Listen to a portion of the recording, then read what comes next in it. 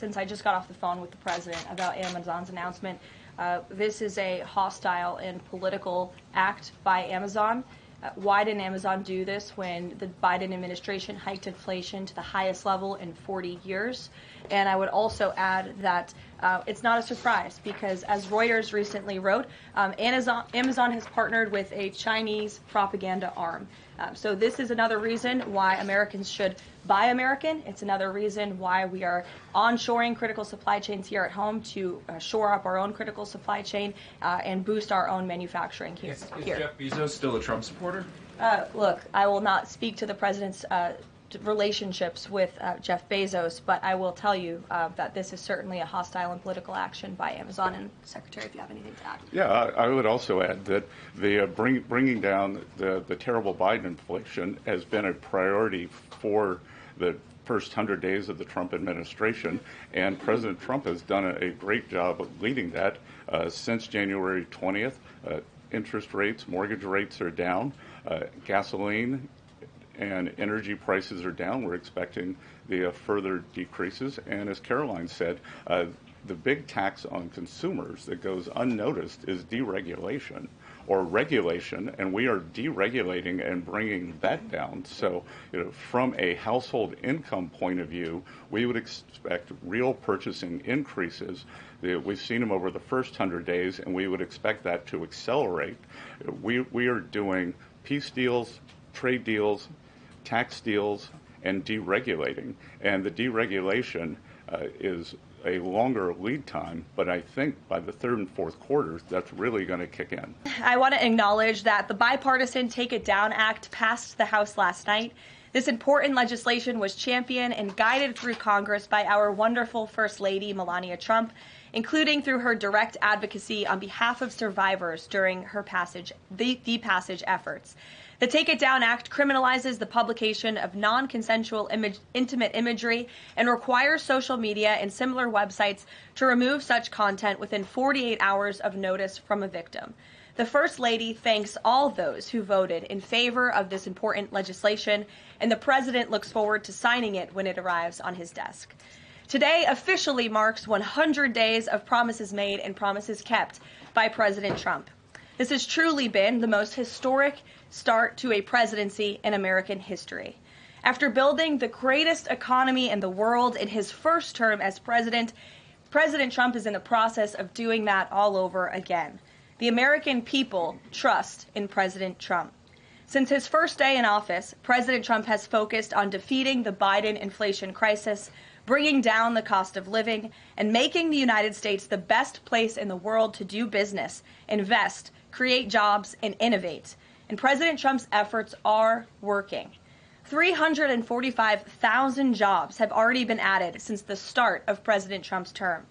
Last month's jobs report saw nearly 100,000 more jobs than economists predicted, and it was the fourth highest month for private payroll growth in the past 2 years.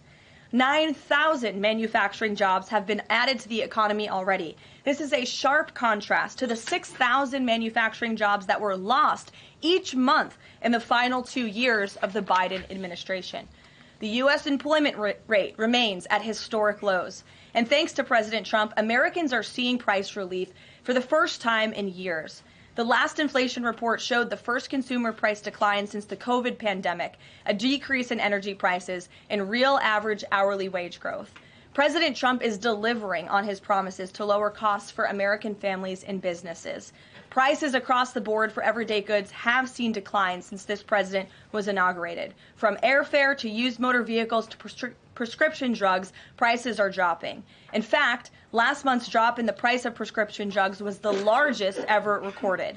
And after Joe Biden botched the response to the bird flu, President Trump and Secretary Rollins' aggressive plan have brought down wholesale egg prices more than 50% from Inauguration Day. President Trump ended Joe Biden's reckless war on American energy and fossil fuels and has restored American energy dominance. And Secretary Wright, Secretary Doug Burgum are working hard on that effort every single day. Oil and gas prices are now way down because of this bold approach. Gasoline prices down 7%. Energy prices are also down as well. The Department of Interior just announced a new offshore drilling policy that will boost oil production in the Gulf of America, by 100,000 barrels per day. On the deregulation front, President Trump is committed to cutting senseless red tape, especially for America's small business owners who are the backbone of our economy. We know cutting regulation leads to lower costs and higher growth. The mass deregulation effort by this administration will help usher in the golden age of America, which is underway. Immediately upon taking office, President Trump blocked all of the unfinalized Biden-era rules, saving Americans more than $100 billion, or $2,100 per family of four over the next decade. And the president also launched a bold multi-agency effort to roll back existing federal regulations that drive up the cost of living on hardworking families. This effort is projected to yield significant cost savings in the coming months, including the EPA's rollback of tailpipe emission rules for light-duty and medium-duty vehicles and the Department of Transportation's latest corporate average fuel economy standards. These two efforts alone yield $755 billion in total savings, or more than $8,800 per family of four over the next decade. In total, the combined savings from all of these actions equal just over $935 billion, or nearly $11,000 in real savings per family of four per the coming decade. The press is not talking nearly enough about the positive impact of President Trump's deregulation campaign. And investments from the biggest companies and countries in the world are pouring in under this president. So far, total investment commitments under the Trump administration have reached more than $5 trillion, including $500 billion from Apple in U.S.-based manufacturing and training, $500 billion from NVIDIA and AI infrastructure, $100 billion from TSMC and U.S.-based chips manufacturing, and the $500 billion private investment by OpenAI, Oracle, and SoftBank in AI infrastructure as well. All of these investment commitments are estimated to generate at least 451,000 new high-paying jobs for American workers and families. At this point, President Trump has secured more investments in the United States of America in 100 days than Joe Biden did in 4 years. President Trump is America's businessman in chief, and that's why these trillions of dollars in investments are flooding to our country. The business community is bullish on America because President Trump is back in charge. Tomorrow, the president will host CEOs and leaders from several companies that have made these investments to tout their historic commitments to our country and encourage others to follow suit. Under President Trump, there has never been a better time to invest in America. And the president finally said enough is enough and refused to allow America and our workers to be ripped off any longer on trade. President Trump implemented powerful tariffs to end the era of economic surrender and to rebalance America's trading agreements. More than 100 countries have already come to the table looking to offer more favorable terms for America and our people. There has never been a president who has created his own leverage like this president, and we are just getting started.